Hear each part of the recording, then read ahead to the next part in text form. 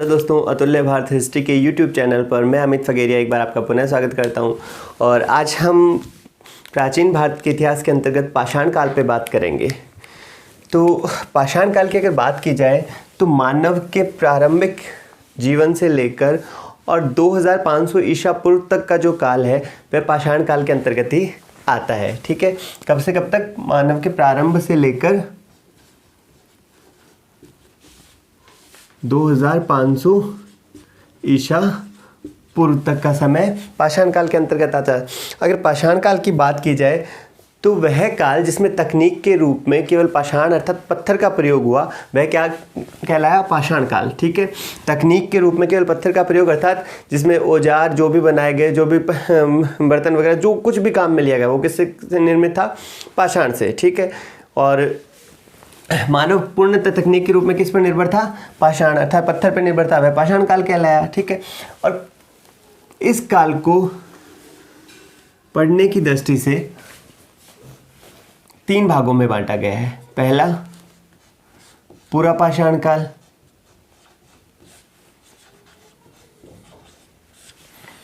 दूसरा मध्य पाषाण काल और तीसरा नवपाषाण काल। ठीक है, यह विभाजन भी इसमें तकनीक में धीरे धीरे जो परिवर्तन आता है उस परिवर्तन के आधार पर ही से पाषाण काल को पूरा पाषाण काल, मध्य पाषाण काल, नवपाषाण काल के रूप में बांटा गया है। यह काल जो पाषाण काल है वह प्रागैतिहासिक काल, प्रागैतिहासिक काल की श्रेणी में आता है। ठीक है, अब ये प्रागैतिहासिक काल क्या था? तो प्रागैतिहासिक काल की अगर बात की जाए तो इतिहास को जब हम प्रारंभ में बांटते हैं तो उसका भी 3 भागों में विभाजन किया गया था, प्रागैतिहासिक काल, आद्य ऐतिहासिक काल और ऐतिहासिक काल। तो प्रागैतिहासिक काल वह काल था जिसमें मानव के द्वारा ना तो लिपि का आविष्कार किया गया था और ना ही वह किसी भाषा से परिचित था, मतलब मानव लिखना पढ़ना नहीं जानता था। उस काल की बात हम किस काल के अंतर्गत करते हैं? प्रागैतिहासिक काल के अंतर्गत। और पाषाण काल का मानव भी ऐसा ही था, ना तो उसे लिपि का ज्ञान था और ना ही वह कुछ लिख सकता था। इसी कारण पाषाण काल को किस काल के अंतर्गत लिया जाता है? प्रागैतिहासिक काल के अंतर्गत। ठीक है, अब पूरा पाषाण काल की बात की जाए तो पूरा पाषाण काल प्रारंभ से लेकर 9000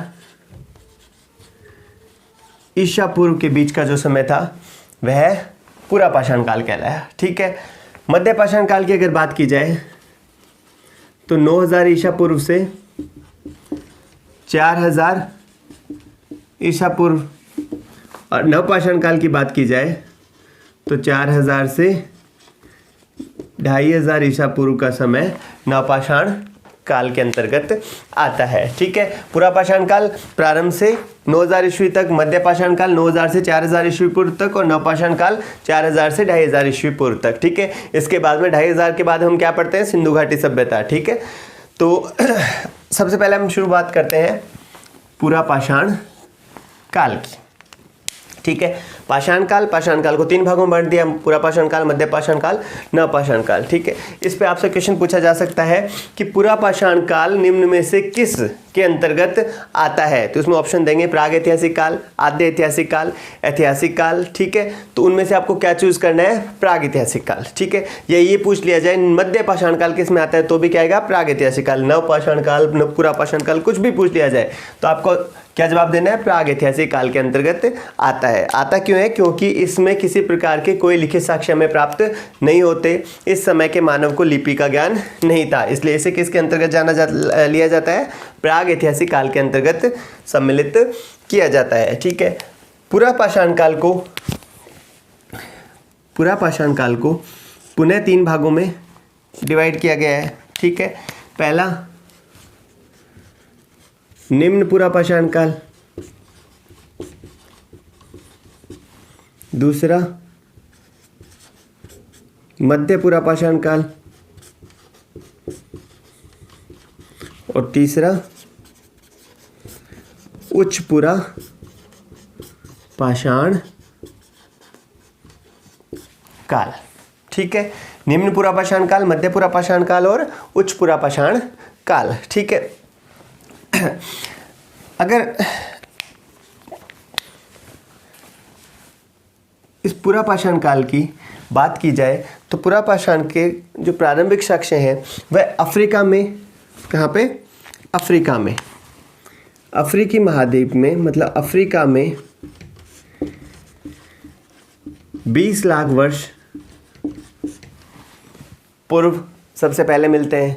अगर भारत के संदर्भ में इसकी बात की जाए तो भारत में पुरापाषाण कालीन प्रारंभिक साक्ष्य 14 लाख वर्ष पुराने प्राप्त होते हैं। ठीक है, किसकी बात कर रहे हैं अपन, पुरापाषाण काल की। ठीक है, कितने, अफ्रीका के संदर्भ में 20 लाख वर्ष पुराने हमें प्राप्त होते हैं, जबकि भारत के संदर्भ में 14 लाख वर्ष पुराने पुरापाषाण कालीन साक्ष्य हमें प्राप्त होते हैं। और भारत का सबसे प्राचीन पुरापाषाणिक स्थल कौन सा है, बोरी, महाराष्ट्र। ठीक है, महाराष्ट्र में बोरी नामक स्थल है, वह भारत का सबसे प्राचीनतम पुरापाषाणिक स्थल माना जाता है। ठीक है, अब अगर बात की जाए पुरापाषाण काल में, तो पुरापाषाण काल में मानव से संबंधित कुछ विशेषताएं रही। ठीक है, तो सबसे पहले निम्न पुरापाषाण काल की बात करेंगे अपन, इसको हटा देता हूँ। निम्न पुरापाषाण काल की अगर बात की जाए तो इसमें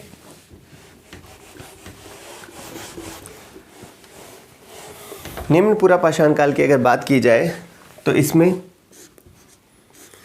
2 प्रकार की संस्कृतियां देखने को मिलती हैं।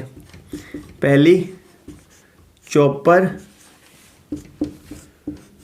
चॉपिंग पेबुल संस्कृति। ठीक है, इसका नामकरण जो है, इसमें जो औजार काम में लिए जाते थे, क्या काम में लिए जाते थे, औजार काम में लिए जाते थे, उनके आधार पर इनका नामकरण हुआ। तो चॉपर चॉपिंग अर्थात गंडासा एवं खंडक जो उपकरण होते थे उनके आधार पर यह संस्कृति क्या कहलाई, चॉपर चॉपिंग पेबुल संस्कृति। और यह संस्कृति मुख्यतः सोहन नदी क्षेत्र के आसपास पाई गई। मतलब जो चॉपर चॉपिंग पेबुल जो उपकरण प्राप्त होते हैं वह किस क्षेत्र में पाए गए, सोहन नदी क्षेत्र में पाए गए। इस कारण इसको चॉपर चॉपिंग पेबुल संस्कृति अथवा सोहन संस्कृति के नाम से भी जाना जाता है। ठीक है, क्या, सोहन संस्कृति। ठीक है, सोहन संस्कृति के नाम से भी जाना जाता है। अब ये सोहन नदी क्या है, किस तल पर है, तो सोहन नदी है वह सिंधु की सहायक नदी है। किसकी, सिंधु की। सिंधु नदी आपको पता ही होगा हमारे पश्चिमोत्तर भारत से होती हुई पाकिस्तान में बहती है। ठीक है, पाकिस्तान में बहती है और इसकी सहायक नदी क्या थी, सोहन नदी। और इस सोहन नदी क्षेत्र में चॉपर चॉपिंग पेबुल संस्कृति से संबंधित उपकरण प्राप्त होते हैं। इस कारण इस संस्कृति को क्या नाम दे दिया गया, सोहन संस्कृति। ठीक है, तो इस पे आपसे क्वेश्चन पूछे जा सकते हैं साथियों कि चॉपर चॉपिंग पेबुल संस्कृति का संबंध किससे है, तो पुरापाषाण काल से। पुरापाषाण काल में भी किससे, निम्न पुरापाषाण काल से।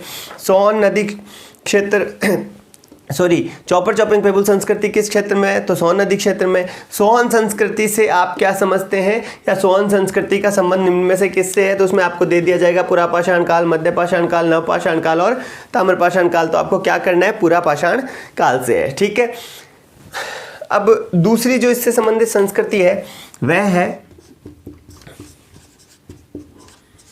हेंडेक्स क्लेवर संस्कृति। ठीक है, दूसरी संस्कृति का क्या नाम है, हेंडेक्स क्लेवर संस्कृति या हस्त कुठार व विदारणी। हेंडेक्स मतलब हस्त कुठार और क्लेवर यानी विदारणी। ठीक है, हेंडेक्स क्लेवर संस्कृति या हस्त कुठार संस्कृति। ठीक है, इस संस्कृति से संबंधित जो प्रारंभिक साक्ष्य प्राप्त होते हैं वह पल्लवरम मद्रास से प्राप्त होते हैं। ठीक है, 1863 में विलियम ब्रूसफुट द्वारा 1863 में विलियम ब्रूसफुट द्वारा पलवरम मद्रास से हैंडेक्स क्लेवर उपकरण प्राप्त किए गए। इसी आधार पर इस संस्कृति को हैंडेक्स क्लेवर संस्कृति कहते हैं तथा कहाँ से प्राप्त किए गए? मद्रास से प्राप्त किए गए। इस कारण इसको मद्रास उद्योग के नाम से भी जाना जाता है। ठीक है, मद्रास उद्योग के नाम से भी जाना जाता है। क्यों? क्योंकि इससे संबंधित जो समस्त उपकरण पाए गए वह किस क्षेत्र में पाए गए? मद्रास एवं उसके आसपास के क्षेत्रों में पाए गए, इसलिए इसे क्या कहा जाता है? मद्रास उद्योग के नाम से भी जाना जाता रहा है। ठीक है, अब इस संस्कृति से संबंधित या पुरापाषाण काल से संबंधित अगर प्रमुख स्थलों की बात की जाए, प्रमुख स्थलों की बात की जाए, ठीक है, तो उनमें कौन कौन से शामिल हैं? बेलन घाटी,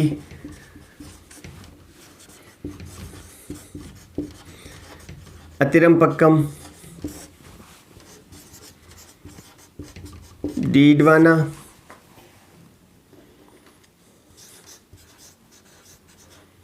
पल्लवरम, बोरी।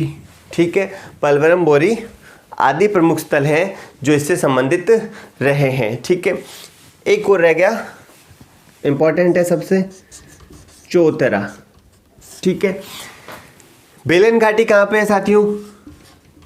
उत्तर प्रदेश में, अतिरमपक्कम तमिलनाडु में, डीडवाना राजस्थान में, पल्वरम मद्रास में, बोरी महाराष्ट्र में और चौतरा पाकिस्तान में। ठीक है, चौतरा कहाँ पे है? पाकिस्तान में। ये प्रमुख स्थल है पुरापाषाण काल से संबंधित। तो बेलन घाटी की विशेषता है यहाँ पर अस्थि निर्मित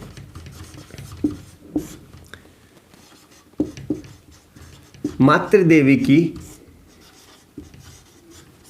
मूर्ति प्राप्त होती है। बेलन घाटी यूपी से अस्थि निर्मित अर्थात हड्डियों से निर्मित एक मातृ देवी की मूर्ति प्राप्त होती है जो पाषाणकालीन कला के साक्ष्य के रूप में स्वीकार की गई है। ठीक है, डीडवाना राजस्थान के संदर्भ में अगर पूछा जाए कि राजस्थान में पुरापाषाणिक स्थल कहाँ पे है, तो डीडवाना वाले क्षेत्र में है। ठीक है, इसलिए इंपॉर्टेंट हो जाता है ये। पल्वरम क्योंकि मद्रास उद्योग और 1863 में पहली बार अगर पुरापाषाण काल की मद्रास उद्योग की या हैंडेक्स क्लेवर संस्कृति की बात की जाए तो सबसे पहले पल्लवरम मद्रास की खुदाई की गई थी। ठीक है, बोरी महाराष्ट्र प्रथम पुरापाषाणिक स्थल है। ठीक है, और चौतरा पाकिस्तान में स्थित पुरापाषाणिक स्थल होने के कारण महत्वपूर्ण माना जाता है। ठीक है, इनमें से पूछ लिया जाता है कि चौतरा किससे संबंधित है, तो आपका आंसर क्या होगा? पुरापाषाण काल से संबंधित है। ठीक है, कई बार पूछ लिया जाता है निम्न में से पुरापाषाणिक स्थल कौन सा नहीं है। ठीक है, तो इन सभी के साथ में एक और ऑप्शन दे देंगे, जैसे एग्जाम्पल में दे दिया, एक दे दिया बेलन घाटी, दूसरा डीडवाना, तीसरा पल्लवरम और चौथा भीमबेटका। ठीक है, भीमबेटका पुरापाषाणिक स्थल नहीं है, वह किससे संबंधित है? मध्यपाषाण काल से संबंधित है, इसलिए आंसर क्या होगा उसमें? भीमबेटका। ठीक है, या ऐसा भी हो सकता है कि 3 कोई अन्य स्थल पूछ लिए जाएं जो अन्य से संबंधित हो और एक इनमें से कोई दे दिया जाए। ठीक है, अब आगे बात करते हैं। पुरापाषाण काल में ही मानव की जो विकास की अवस्थाएं हैं वो देखी जा सकती हैं। मतलब ऑस्ट्रेलोपिथिकस,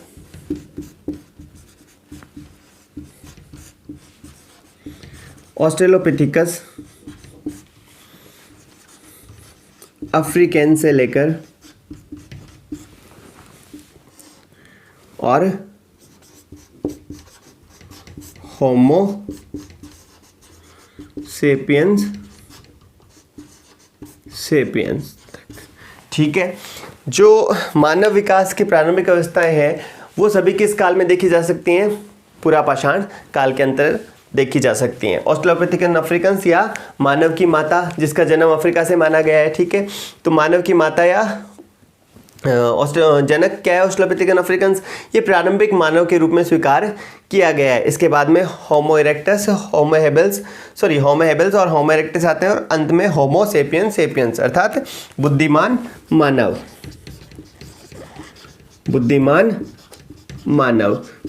मानव या आधुनिक मानव या वर्तमान मानव।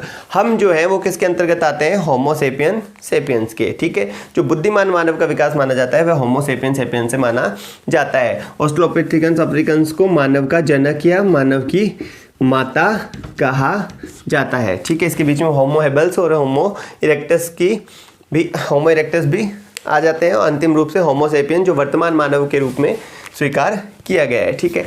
ये हुई पूरा पाषाण काल की बात। अब हम बात करेंगे मध्य पाषाण काल की, ठीक है। किसकी बात करेंगे?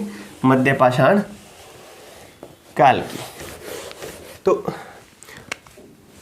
अगर मध्य पाषाण काल की बात की जाए तो मध्य पाषाण काल, मैंने आपको पहले बताया था कि तीनों जो विभाजन किए गए हैं ये तकनीक में परिवर्तन के आधार पर किए गए हैं, ठीक है। तो जो मध्य पाषाण काल था उसमें क्या परिवर्तन आया? पहला, पशुपालन का प्रारंभ हो गया, ठीक है। क्या हो गया? पशुपालन का प्रारंभ। दूसरा, अग्नि का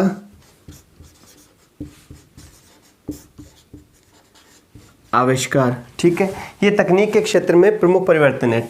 तीसरा, सूक्ष्म उपकरण, ठीक है, या माइक्रो लिथ उपकरण, ठीक है। ये सभी परिवर्तन किस में आए? मध्य पाषाण काल में आए, ठीक है। एक शैल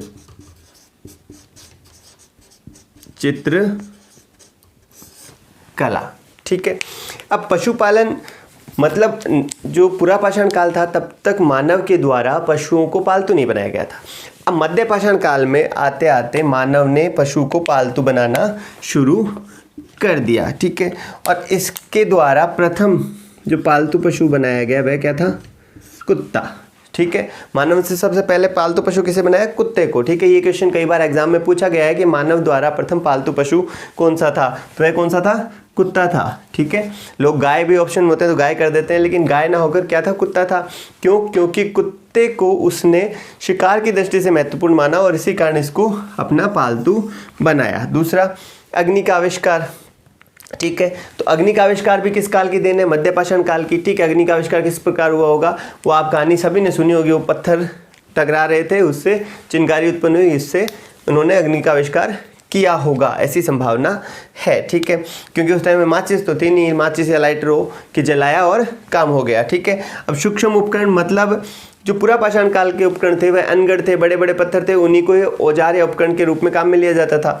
लेकिन अब माइक्रोलिथ अर्थात छोटे पत्थर, तीखे नुकीले पत्थर, ठीक है, नदियों किनारे घिस घिस कर जो तीखे या नुकीले हो गए थे उन पत्थरों को औजार या उपकरण के रूप में काम में लिया जाने लगा, ठीक है।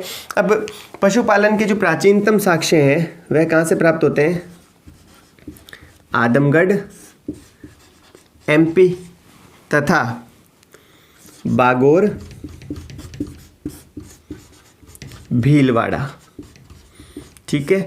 भारतीय इतिहास में पशुपालन के प्राचीनतम साक्ष्य कहाँ से प्राप्त होते हैं? आदमगढ़ मध्य प्रदेश से और बागोर भीलवाड़ा राजस्थान से प्राप्त होते हैं, ठीक है। बागोर की खोज BN मिश्र के द्वारा की गई थी और यह राजस्थान का सबसे बड़ा पाषाणकालीन स्थल या मध्य पाषाणकालीन स्थल माना जाता है, ठीक है। शैल चित्रकला की अगर बात की जाए तो भीमबेटका कहाँ आता है? मध्य प्रदेश में।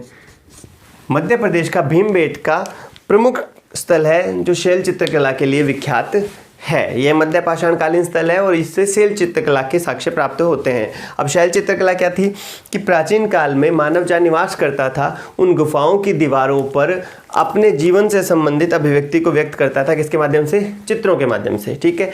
तो उन भीमबेटका की जो गुफाएं हैं वहाँ पे जो चित्र बनाए गए हैं वो शैल चित्रकला कहलाती है। और इसकी विषय वस्तु क्या है? शिकार से संबंधित चित्र बनाए गए हैं, क्योंकि मनुष्य अपने जीवन में अपने आसपास जो घटनाएं घटित होती हैं उन्हीं की कल्पनाएं करता है, उन्हीं से संबंधित चित्र अधिकांशतः बनाता है। तो इनके चित्र किससे हैं? शिकार से संबंधित हैं, ठीक है। इसके अलावा अग्नि का आविष्कार, इस समय मनुष्य के द्वारा अग्नि का आविष्कार कर लिया गया था। इसी समय मिट्टी के बर्तन बनाए जाने लगे।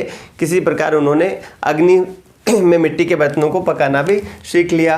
निश्चित रूप से कहीं आग लगी होगी जिसमें मिट्टी का जो बर्तन था वह जल गया, जलने से वह मजबूत हो गया और उनको पता चला होगा कि किस प्रकार अग्नि से मिट्टी के बर्तन को भी पकाया जा सकता है। ठीक है, इसके अगर प्रमुख स्थलों की बात की जाए, मध्य पाषाण काल के अगर प्रमुख स्थलों की बात की जाए तो इनमें दमदमा,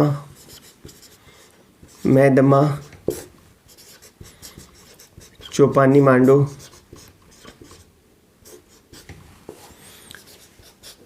मोरहना पहाड़ आदि प्रमुख स्थल रहे। ठीक है, अब मध्य पाषाण काल के बाद हम बात करेंगे नवपाषाण काल की। ठीक है, इस पोर्शन से जो क्वेश्चन पूछे जाते हैं वह पहला क्वेश्चन बनता है कि पशुपालन किस काल की देन है। तो पशुपालन मध्य पाषाण काल की देन है। पाषाण काल में भी किसकी? मध्य पाषाण काल की। ठीक है, प्रथम पालतू पशु क्या था? तो कुत्ता था। ठीक है, अग्नि का आविष्कार किस काल में हुआ? मध्य पाषाण काल में। ठीक है, शैल चित्रकला से संबंधित भीमबेटका किस काल से संबंधित है? मध्य पाषाण काल से। ठीक है, शैल चित्रकला के प्राचीनतम साक्ष्य कहाँ से प्राप्त होते हैं? भीमबेटका मध्य प्रदेश से प्राप्त होते हैं। यह इससे संबंधित प्रमुख क्वेश्चन है। राजस्थान की दृष्टि से देखा जाए तो बागोर भीलवाड़ा प्रमुख पाषाणकालीन मध्य पाषाणकालीन स्थल है, जिसकी खोज किसके द्वारा की गई थी? BN मिश्र के द्वारा। अब हम बात करते हैं नवपाषाण कालीन प्रमुख स्थलों की। तो नवपाषाणकालीन प्रमुख स्थलों की अगर बात की जाए तो उससे पहले एक बार हम यह बात करते हैं कि नवपाषाण काल में क्या परिवर्तन आए और उनसे मानव जीवन पर क्या प्रभाव पड़ा। तो पहली बात, गार्डन चाइल्ड ने इसे नवपाषाणकालीन क्रांति कहा है। नवपाषाणिक क्रांति कहा है किसने? गार्डन चाइल्ड ने। ठीक है, और इस काल में जो तकनीकी परिवर्तन आए वह था पहला, कृषि का विकास, स्थायी निवास,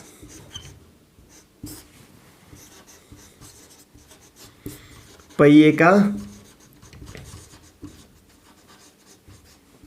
आविष्कार। ठीक है, हमने पढ़ा मध्य पाषाण काल तक के जो लोग थे वह कृषि से परिचित नहीं थे। ठीक है, उन्होंने अभी तक पहिए का आविष्कार भी नहीं किया था। ठीक है, अब तक जो उनके उपकरण बनाए जा रहे थे वह किससे? पत्थर से निर्मित थे। और पूरा पाषाण काल में तो पूर्णतः अनगढ़ पत्थर थे। मध्य पाषाण काल में उन पत्थरों को जो नदी के किनारे घिस-पिट कर तीखे नुकीले हो गए थे उनका प्रयोग किया गया। और नवपाषाण काल के आते आते जो पत्थर थे, जो उपकरण या औजार थे, उनमें हड्डियों का भी प्रयोग होने लगा। ठीक है, बड़े बड़े जीवों जैसे मेमथ आदि की जो हड्डियां थी, उनकी सूखी हड्डियां, हाथियों की सूखी हड्डियों को नुकीले होने के कारण हथियार के रूप में प्रयोग लाया जाने लगा। ठीक है, इसी काल में पहली बार वर्तमान कुल्हाड़ी के समान कुल्हाड़ी प्रयोग में लाई गई। ठीक है, अब पहिए का आविष्कार भी इसी काल में हुआ। ठीक है, किस प्रकार हुआ वो आप परिचित ही है कि भाई पहिया कैसे बनाया होगा। पहले पत्थर का ही पहिया बना था सबसे, उससे ही बाद में पहिए का, वर्तमान पहिए का स्वरूप आया है। स्थायी निवास, पहली बार इसी समय मानव स्थायी निवास के रूप में घर बनाने लगा। इससे पहले वह यायावर जिंदगियां जीता था, इधर उधर भटकता रहता था। क्यों? क्योंकि उसके भोजन की व्यवस्था किससे होती थी? शिकार से होती थी। शिकार के लिए उसे एक स्थान से दूसरे स्थान पर जाना पड़ता था। बड़े बड़े शिकार जैसे मेमथ जैसे, हाथी जैसे बड़े शिकार करने के उपरांत वह उसे अपने निवास स्थान तक ले जाने में सक्षम नहीं था। इसलिए क्या किया गया था? पहले वह जहाँ पे शिकार किया वहीं पे ही वो रुक जाया करता था जब तक वह समाप्त नहीं होता था। लेकिन कृषि के विकास, जब कृषि की खोज हो गई, कृषि करना सीख गया मानव, उसके उपरांत उसने उसी क्षेत्र के आसपास जहाँ वह कृषि करता था अपने घर बनाने शुरू कर दिए। क्यों? क्योंकि कृषि जो अपन खेती करते हैं वह लगभग 5-6 महीने में एक फसल तैयार होती है। ठीक है, इस आधार पर ही स्थायी आवास का कॉन्सेप्ट प्रारंभ हुआ होगा। इस काल के अगर प्रमुख स्थलों की बात की जाए तो उनमें है मेहरगढ़। ठीक है, मेहरगढ़ कृषि से संबंधित भारत का प्राचीनतम स्थल है, जिसमें 7000 BC पूर्व के साक्ष्य प्राप्त होते हैं कृषि के। ठीक है, कितने पुराने? 7000 ईस्वी पूर्व के।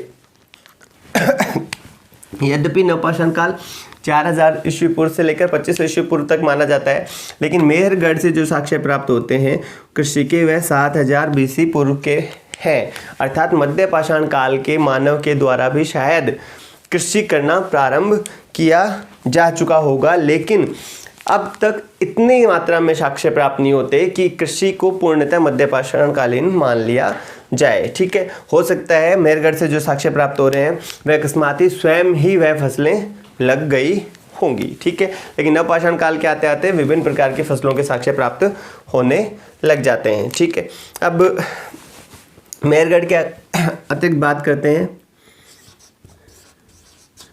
बुर्ज़होम की, गुफकराल की। ठीक है, ये दोनों जम्मू कश्मीर में स्थित हैं और यहाँ से स्थायी आवास के साक्ष्य प्राप्त होते हैं। किसके साक्ष्य प्राप्त होते हैं? स्थायी आवास के, मतलब घर बनाए जाने के साक्ष्य प्राप्त होते हैं। ठीक है, और मेहरगढ़ कहाँ आता है? बलूचिस्तान में। ठीक है, ये नवपाषाणकालीन जो स्थल है इन पे कई बार क्वेश्चन पूछा जा सकता है, पूछा जा चुका है। एक क्वेश्चन पूछा गया है इस पे कई बार कि कृषि के प्राचीनतम साक्ष्य कहाँ से प्राप्त होते हैं, तो वह क्या है? मेहरगढ़ से। दूसरा इसी पे पूछ लिया जाता है नवपाषाणकालीन स्थल मेहरगढ़ से संबंधित है पाकिस्तान, बलूचिस्तान, भारत, अफगानिस्तान, तो इसमें क्या? बलूचिस्तान आप लिखेंगे। ठीक है, कृषि के प्राचीनतम साक्ष्य कितने पुराने हैं? तो 7000 BC पूर्व के। ठीक है, इसके अतिरिक्त स्थायी आवास के साक्ष्य कहाँ से मिलते हैं? बुर्ज़होम से। बुर्ज़होम कहाँ पे है? जम्मू कश्मीर में। ठीक है, स्थायी निवास का प्रारंभ मानव के द्वारा स्थायी रूप से निवास का कॉन्सेप्ट कब आया? तो नवपाषाण काल में। कृषि का विकास या आविष्कार कब किया गया मानव के द्वारा? तो वह भी नवपाषाण काल में। ठीक है, पहिए का आविष्कार कब किया गया? नवपाषाण काल में। ये सभी नवपाषाण काल से संबंधित प्रमुख क्वेश्चन है। ठीक है, अब पाषाण काल पे हमारी बात हो गई। अगली क्लास में हम किसी नए टॉपिक के साथ एक बार फिर से आपसे मुखातिब होंगे। धन्यवाद।